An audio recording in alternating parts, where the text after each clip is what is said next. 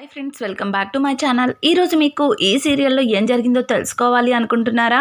అయితే వెంటనే మనం సీరియల్లోకి వెళ్ళిపోదాం. ఇక విక్రమాదిత్య అయితే దేవుడికి దండం పెట్టి అక్కడి నుంచి కుంకుమని తీసుకుని ఇక హాస్పిటల్కి అయితే వస్తాడు. అక్కడ హాస్పిటల్ దగ్గర వాళ్ళ కుటుంబ సభ్యులందరికీ కూడా పద్మావతికి ఎలా ఉంది అని అందరినీ అడుగుతుంటాడు. వాళ్ళెవ్వరూ కూడా ఏమీ చెప్పకుండా మౌనంగానే ఉండిపోతారు. ఇంతలో డాక్టర్ లోపల నుంచి బయటికి రావడంతో, డాక్టర్, నా పద్మావతికి ఎలా ఉంది చెప్పండి డాక్టర్ అని చెప్పి డాక్టర్ని అడగడంతో, ఇక డాక్టర్ అయితే విక్రమాదిత్య వైపు చూసి, సారీ సార్, మేము చాలా ప్రయత్నించాం, తనలో ఏమాత్రం కూడా కదలికలు లేవు, మా ట్రీట్మెంట్కి తను సహకరించట్లేదు, మేమెంత ట్రై చేసినా తనలో స్పృహ రావట్లేదు అని చెప్పి ఇక డాక్టర్ విక్రమాదిత్యతో చెప్పడంతో విక్కీ చాలా బాధగా, ప్లీజ్ డాక్టర్, నా పద్మావతి మళ్ళీ నార్మల్ మనిషి కావాలి అని చెప్పి విక్కీ చాలా ఏడుస్తూ డాక్టర్ని అడుగుతూ ఉంటే, డాక్టర్ అయితే, చూడండి సార్, మేము చెయ్యవలసిన ప్రయత్నాలన్నీ చేశాం, ఇక అంతా ఆ దేవుడి దయ అని చెప్పి ఇక అక్కడి నుంచి డాక్టర్ వెళ్ళిపోతారు. ఇంకా విక్కీ అయితే పద్మావతి కోసం లోపలికి వెళ్ళేసరికి పద్మావతి బెడ్ మీద ఒక చచ్చిన శవంలాగా ఉండడంతో విక్రమాదిత్య తట్టుకోలేక పద్మావతి దగ్గరికి వెళ్ళి అలానే చూస్తూ మోకాళ్ళ మీద పద్మావతి వైపు చూస్తుంటాడు. ఇంకా అలాగే కుటుంబ సభ్యులందరూ కూడా విక్కీ ఏం చేస్తున్నాడా అని అద్దంలో నుంచి లోపలికి చూస్తూ ఉండగా ఇక విక్రమాదిత్య తను దేవుడి దగ్గర దండం పెట్టుకుని తీసుకొచ్చిన కుంకుమని తీసి పద్మావతి నుదుటిన పెడతాడు.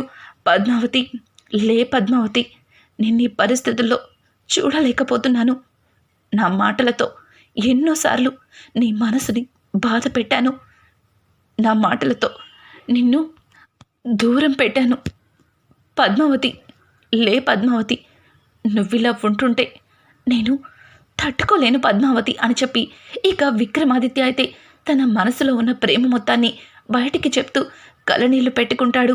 తన కళ్ళనీళ్ళు పద్మావతి చేతి మీద పడడంతో ఒక్కసారిగా పద్మావతి చేతిలో కదలికలు మొదలవుతాయి. ఇంకా విక్కీ అది చూసి డాక్టర్, డాక్టర్ అని గట్టిగా అరవడంతో వెంటనే డాక్టర్లు, నర్సులు అక్కడికి వస్తారు. ఇక విక్కీ బయటికి వచ్చేస్తాడు. వెంటనే పద్మావతికి ట్రీట్మెంట్ చేయడం మొదలు పెడతారు. అలా ట్రీట్మెంట్ చేయడం మొదలు పెడుతుండగా ఇంకా పద్మావతి కాస్త స్పృహలోకి వచ్చి, సారు, సారు, మిమ్మల్ని వదిలి నేను ఎక్కడికి వెళ్ళను సారు అని చెప్పి పద్మావతి కలలో కలవరిస్తూ ఉంటుంది.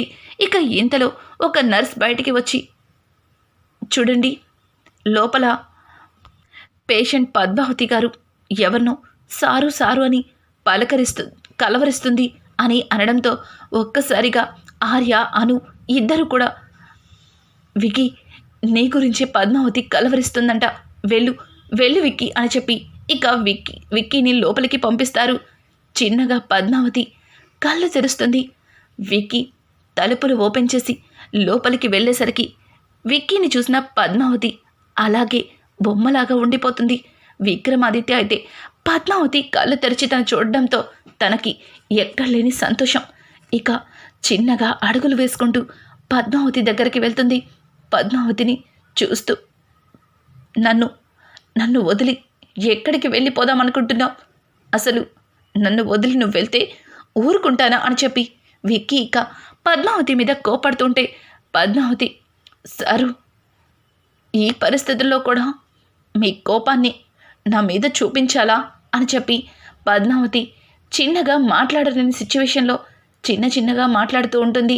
పద్మావతి మాటలు వినడంతో, పద్మావతి, ఈ వాయిస్ విని 2 రోజులయ్యింది, నీ కోసం పిచ్చివాడిలాగా మారిపోయాను, చివరికి ఎన్నడూ వెళ్ళని గుడికి కూడా వెళ్ళాను అని చెప్పి ఇక విక్కీ పద్మావతితో మాట్లాడుతుంటే పద్మావతి విక్కీని చూస్తూ అలానే ఉండిపోతుంది. నా సూటిపోటి మాటలతో నిన్ను ఎంతో బాధ పెట్టాను, నా నుంచి దూరం అయిపోవాలి అనుకున్నావా అని చెప్పి ఇక విక్కీ అయితే పద్మావతితో తన మనసులో ఉన్న బాధని, ప్రేమని అన్నింటినీ చూపిస్తూ పద్మావతి చేతుల్ని దగ్గరికి తీసుకుంటాడు. ఇక పద్మావతి అయితే, అందుకే మిమ్మల్ని టెంపరోడా అన్నది, చివరికి ఈ పరిస్థితుల్లో కూడా నన్ను తిడుతూనే ఉన్నారు. శ్రీనివాస, ఈ టెంపరోడికి ఇంకెప్పుడు తెలుస్తుందయ్యా ఈ పద్మావతి గురించి అని చెప్పి ఇక పద్మావతి అలా అనుకుంటూ ఉంటే విక్కీ, ఇంక చాలు ఆపు, నీ గురించి నాకు ఇంకేం తెలియాలి, ఇప్పటికే నన్ను చాలా టెన్షన్ పెట్టావు, చాలా భయపెట్టావు, బయట అందరూ కూడా నీ కోసం ఎంతగానో బాధపడుతున్నారు అని అంటుంటే ఇక వెంటనే పద్మావతి ఐరా పాప ఎలా ఉంది అని అంత బాగోలేని పరిస్థితుల్లో కూడా పాపని అడగడంతో దానికి విక్కీ అయితే ఐరా పాప బాగానే ఉంది, ముందు నీకు నయం అవ్వాలి అని చెప్పి ఇక విక్కీ మాట్లాడుతూ ఉంటాడు. ఇంతలో డాక్టర్, సార్ ఎక్కువసేపు ఇక్కడే ఉంటే మిగతా పేషెంట్తో డిస్టర్బ్ అవుతారు, ప్లీజ్ సార్ బయటికి వెళ్ళండి అని అనడంతో ఇక విక్కీ బయటికి వస్తాడు. తర్వాత పద్మావతిని ట్రీట్మెంట్ చేస్తూ ఉంటారు. విక్కీ బయటికి రావడంతో ఆర్య విక్కీని చూసి, రే విక్కీ, పద్మావతి ఎలా ఉందిరా అని అంటుంటే ఆర్య, పద్మావతి మాట్లాడుతుంది, ఇక తనకి ఏమీ కాదు, నాకు పద్మావతి ఎన్నటికీ అన్యాయం చేయదు అని చెప్పి ఇంకా విక్కీ అయితే తన మనసులో మాటని ఆర్యతో చెప్తుంటాడు. వెంటనే పార్వతి, అల్లుడు గారు, ఆ దేవుడు ఎన్నటికీ మీకు అన్యాయం చేయడు, ఆయన పద్మావతి మనసు స్వచ్ఛమైనది, అది ఏ రోజు ఎవ్వరికి అన్యాయం చేసిందే లేదు, అట్లాంటి పద్మావతిని దేవుడెందుకు అన్యాయం చేస్తాడు అని చెప్పి ఇంకా పార్వతి మాట్లాడుతుంది. కొంతసేపటికి డాక్టర్ బయటికి వచ్చి, చూడండి, పక్కన ఉన్న పేషెంట్లను డిస్టర్బ్ చేయకుండా వెళ్ళి చూసిరండి అని చెప్పి అందరికీ చెప్పడంతో ఇక అందరూ కూడా లోపలికి వెళ్తారు.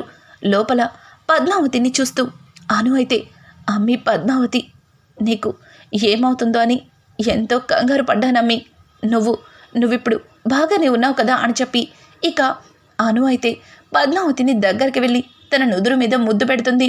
అలాగే తన 2 చేతుల్ని పట్టుకుని తన ప్రేమనంతా పద్మావతి మీద చూపిస్తుంది.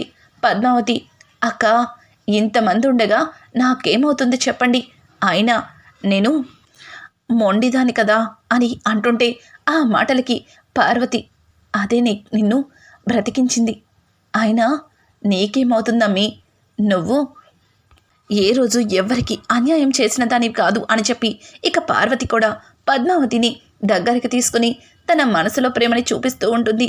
ఇదంతా ఇలా ఉండగా కుచల అయితే, పద్మావతి, నువ్వు ఎప్పుడింటికి వస్తావో ఏంటో, ఇదిగో ఈ మనిషికి కాఫీ ఇవ్వలేక చచ్చిపోతున్నాను, ఎన్నిసార్లు కాఫీ చేసిచ్చినా పద్మావతి చేసినట్టు లేదని నన్ను తిడుతూ ఉంటాడు అని చెప్పి ఇక కుచల పద్మావతితో అంటుంటే, పద్మావతి, ఏంటత్తయ్య, మావయ్య గారికి కాఫీ కూడా పెట్టలేదా అని అంటుంటే, అవునమ్మా, మీ అత్తయ్య ఇచ్చిన కాఫీ తాగితే ఎక్కడ చస్తానేమో అని రోజు భయపడుతూ ఉన్నాను, నువ్వు త్వరగా ఇంటికి వస్తే నీ చేతులతో కమ్మటి కాఫీ తాగాలనుంది అని చెప్పి ఇక నారాయణ కుచులకి చీవాట్లు పెడుతూ పద్మావతిని కాసేపు సరదాగా నవ్విస్తాడు.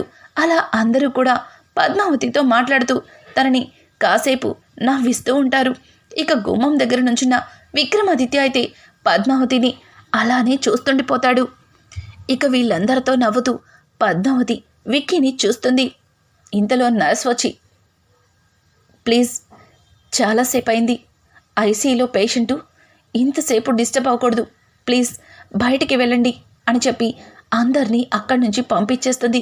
ఇక విక్కీ చిన్నగా నడుచుకుంటూ పద్మావతి దగ్గరికి వెళ్ళి, నీకు ఏమవుతుందో అని ఎంతలా భయపడ్డానో తెలుసా, నువ్వు ఈ విక్రమాదిత్యకి మాత్రమే సొంతం, ఈ విక్రమాదిత్య ఊపిరున్నంత వరకు నీకేమీ కాదని అర్థం అని చెప్పి ఇక విక్కీ అయితే పద్మావతి చెయ్యి పట్టుకుని తన మనసులో ప్రేమని చెప్తుంటాడు. ఇంతలో పద్మావతి, సారు, నాకేమవుతుంది సారు, మిమ్మల్ని వదిలి నేనెక్కడికి పోతాను చెప్పండి, చూడండి, ఒకవేళ నన్ను ఆ దేవుడు పైకి తీసుకెళ్ళిపోయినా దెయ్యమయ్యి మీ చుట్టూనే తిరుగుతాను, మిమ్మల్ని అస్సలు వదిలిపెట్టను, ఈ టెంపర్ తగ్గించడానికి నాలాంటి పద్మావతి పక్కనుండాలి కదా అని చెప్పి కాసేపు పద్మావతి విక్కీని ఆట పట్టిస్తూ ఉంటుంది. చాలు చాలు, ఇక ఈ మాటలొద్దు. ఎన్ని రోజులు నిన్ను ఎంతగానో బాధ పెట్టాను. ఎన్నోసార్లు నువ్వు కోపాన్ని పోగొట్టి నన్ను మామూలు మనిషిని చేయాలని ప్రయత్నించావు. కానీ నీ మీద ఎంత ప్రేమ ఉన్నా ఆ ప్రేమంతా గుండెల్లో దాచుకుని ప్రతి క్షణం నీ మీద కోపాన్నే విరజుమ్మాను. చూడు పద్మావతి, నా కోపాలని అలాగే నా ఆవేశాలకి నన్ను క్షమిస్తావా? ఈ రోజు నుంచి నాతో భార్యగా కొత్త జీవితంలోకి అడుగు పెడతావా అని చెప్పి విక్కీ అడిగిన మాటలకి పద్మావతికి చాలా సంతోషంగా అనిపిస్తుంది. వెంటనే సారు, నిజమే చెప్తున్నారా? ఇదంతా నిజమా అని చెప్పి ఇక విక్కీని అడుగుతుంది పద్మావతి. పద్మావతి విక్రమాదిత్య చెప్పిన మాటలకి చాలా అంటే చాలా ఆనందపడుతుంది. తన చేతిని తన గుండెల దగ్గరికి తీసుకొని విక్కీని చూస్తూ చాలా ఎమోషనల్గా బాధపడుతుంది. వెంటనే విక్కీ కళ్ళల్లోంచి వస్తున్న ఆ నీళ్ళని తుడిచి ఎందుకు పద్మావతి ఈ కన్నీళ్ళు అంటుంటే, అవి కన్నీళ్ళు కాదు సారు, ఆనంద బాష్పాలు. ఈ మాట విన్న తర్వాత నేను చచ్చిపోయినా నాకు సంతోషమే సారు అని చెప్పి ఇక పద్మావతి అంటుంటే, ఏయ్ ఇంకోసారి అలాంటి మాటలు మాట్లాడితే కొడతా మళ్ళీ అని చెప్పి వెంటనే తన చేతిని పద్మావతి నోటికి అడ్డం పెట్టి ఇక విక్రమాదిత్య ఇలా మాట్లాడుతూ ఉంటాడు. ఇదంతా ఇలా ఉండగా అక్కడ చూస్తే మురళి బ్రతికిపోయిందా? అది బ్రతకడానికి వీల్లేదని చెప్పాను కదా, అసలు ఇదంతా ఎలా జరిగింది అని చెప్పి మురళి అటూ ఇటూ తిరుగుతూ ఉంటాడు. ఇంతలో అరవింద ఆ మాటలన్నింటినీ తెలుసుకొని విక్రమాదిత్యకి ఫోన్ చేస్తుంది. విక్కీ పద్మావతి బాగానే ఉందని, అలాగే పద్మావతితో కూడా అరవిందతో ఫోన్ మాట్లాడిచ్చేసరికి ఇక అరవింద చాలా సంతోషిస్తుంది. ఇక్కడ మురళి పద్మావతి బ్రతికిపోయిందని టెన్షన్లో అటూ ఇటూ తిరుగుతూ పిచ్చివాడిలాగా తలగొక్కుంటూ ఇక అక్కడ ఉన్న వాటర్ని గడగడ తాగేస్తాడు. అది చూసిన అరవింద చప్పట్లు కొడుతూ, ఏంటి ఎన్నిసార్లు ఎన్ని ప్రయత్నాలు చేసినా నువ్వు నెగ్గటం లేదని చాలా బాధపడుతున్నట్టున్నావు. పద్మావతి విక్కీది జన్మల బంధం, వాళ్ళ ప్రేమ ఎప్పటికీ విడతీయరాంది. అట్లాంటి వాళ్ళిద్దరిలో పద్మావతిని చంపేయాలని బాగానే ఆలోచించావు. కానీ నీ ఆలోచనలు ఆ దేవుడు ఎన్నటికీ కూడా నెరవేర్చడు. ఎందుకంటే విక్కీ పద్మావతిని ఆ దేవుడు కూడా విడతీయలేని బంధం. అట్లాంటి ప్రేమని నువ్వు విడతీయాలని చూస్తావా? చూడు, ఇంకొకసారి నా తమ్ముడు జోలికి కానీ, నా కూతురు జోలికి కానీ, పద్మావతి జోలికి కానీ వెళ్తే తరువాత పుట్టగతులు లేకుండా పోతావు అని చెప్పి ఇంకా అరవింద అయితే మురళిని తిడుతుంటుంది. మురళి వెంటనే ఏం మాట్లాడుతున్నావు అని చెప్పి అరవింద చెంప చెల్లుమనిపించి ఇక అరవింద పీక నొక్కుతుంటాడు. అరవింద వెంటనే మురళితో, ఏంటి చంపేస్తావా? చంపి నన్ను చంపేస్తేనేనా కనీసం నీకు మనశ్శాంతిగా ఉంటుందేమో, తరువాత నా తమ్ముడి చేతిలో చస్తానని అనుక్షణం నిద్ర లేకుండా బ్రతుకుతావు. అది గుర్తుపెట్టుకో, నువ్వు నన్నేం చెయ్యలేవు అని చెప్పి ఇక అరవింద అయితే మురళిని రెచ్చగొడుతుంది. మురళి చాలా ఆవేశంగా తన చేతిలో ఉన్న బాటిల్ని నేలకి కొట్టి అక్కడి నుంచి బయటికి వెళ్ళిపోతాడు. ఇక మురళి అలా వేడిపోవడంతో అరవింద దేవుడి దగ్గరికి వెళ్ళి, స్వామి పద్మావతికి ఏమీ జరగకూడదని ఎంతగానో భయపడ్డాను. కానీ ఈ నీచుడు పద్మావతికి యాక్సిడెంట్ చేశాడు, కానీ తనకేం జరగలేదు. నాకిప్పుడు సంతోషంగా ఉంది. అలాగే నా కుటుంబాన్ని అనుక్షణం కాపాడుతూ ఉండు అని చెప్పి అరవింద దేవుడికి నమస్కారం చేసుకుంటుంది. ఇక మురళి అయితే ఎలా అయినా సరే పద్మావతిని చంపటం కోసం ఇంకా మారు వేషంలో హాస్పిటల్కి అయితే వెళ్తాడు. కానీ విక్రమాదిత్య పద్మావతి గదిలోనే ఉండడంతో మురళి ఆ గదిలోకి వెళ్ళక సతమతమవుతూ ఉంటూ ఉంటాడు. ఇంతలో దివ్య అక్కడికి వస్తుంది. దివ్య మురళి మారు వేషాన్ని చూసి, బావా నువ్వేంటి ఇక్కడ అని అడగడంతో, చూడు దివ్య, ఎలా అయినా సరే ఈ పద్మావతి అడ్డు తొలగించుకొని ఈరోజు ఇక్కడి నుంచి వెళ్తాను, ప్లీజ్ నాకు కాస్త హెల్ప్ చేయి అని అంటుంటే, బావా ఇప్పుడు నన్ను విక్రమాదిత్య అన్నయ్య చూశాడంటే మనిద్దరిని ఇక్కడే చంపేసి నిలువున పాతేస్తాడు. ప్లీజ్ నువ్వు వెళ్ళిపో బావా, వద్దు, ఇదంతా వద్దు అని చెప్పి దివ్య మాట్లాడుతుంటే దివ్య మాటలకి మురళి లేదు లేదు దివ్య, ఈరోజు ఎలా అయినా సరే పద్మావతిని చంపే తీరుతాను, కానీ నువ్వొక సహాయం చేయాలి, ఆ గదిలో నుంచి విక్కీ బయటికి రావాలి అని అంటుంటే అమ్మో విక్కీ అన్నయ్య దగ్గరికి నేను ఎట్టి పరిస్థితుల్లో వెళ్ళలేను. విక్కీ అన్నయ్య ఆవలిస్తే పేగులు లెక్కేసేస్తాడు. ఇప్పుడు విక్కీ అన్నయ్యకి ఏం చెప్పి బయటికి తీసుకొస్తాను? ప్లీజ్ ప్లీజ్ బావా, ఈ విషయంలో నన్ను సహాయం కోరద్దు. ఎందుకు చెప్తున్నానో అర్థం చేసుకో, నువ్వు కూడా ఇక్కడి నుంచి వెళ్ళిపో అని చెప్పి ఇక దివ్య మురళితో మాట్లాడుతుంటాడు. ఇంతలో దివ్య వెనక్కి తిరిగి చూసేసరికి అక్కడ విక్కీ కనిపిస్తాడు. విక్కీ దివ్య మురళి మాట్లాడుకోవడం మొత్తం కూడా వినేస్తాడు. వెంటనే దివ్య భుజం మీద చెయ్యి వేసి పక్కకి లాగుతాడు. ఇంకా మురళిని ఏంట్రా ఏంటి, నా భార్యని నేను బ్రతికుండగానే చంపేద్దామని, నేను ప్రాణాలతో బ్రతికుండగా పద్మావతిని నువ్వు ఏమీ చెయ్యలేవు, కనీసం పద్మావతి కాలు గోరుని కూడా తాకలేవు అని చెప్పి ఇక విక్కీ అయితే మురళిని కొట్టబోతూ ఉంటాడు. మురళి విక్కీ నుంచి తప్పించుకొని అక్కడి నుంచి పారిపోతాడు. ఇక దివ్య మాత్రమే మిగిలింది. జరిగిందంతా విన్న తర్వాత విక్కీకి విపరీతమైన కోపం వచ్చి దివ్య చెంప చెల్లు మనిపిస్తాడు.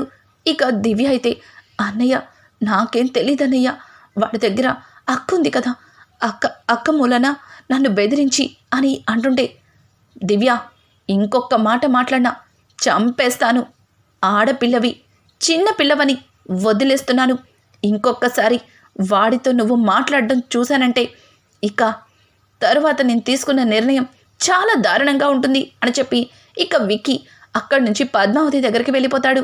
నేనుండగా నా పద్మావతిని ఎవరు ఏమీ చెయ్యలేరు అని చెప్పి ఇక విక్కీ పద్మావతి చేయిని తన గుండెలకి హత్తుకొని అక్కడే పద్మావతిని అనుక్షణం కాపలా కాసుకుంటూ ఉంటాడు.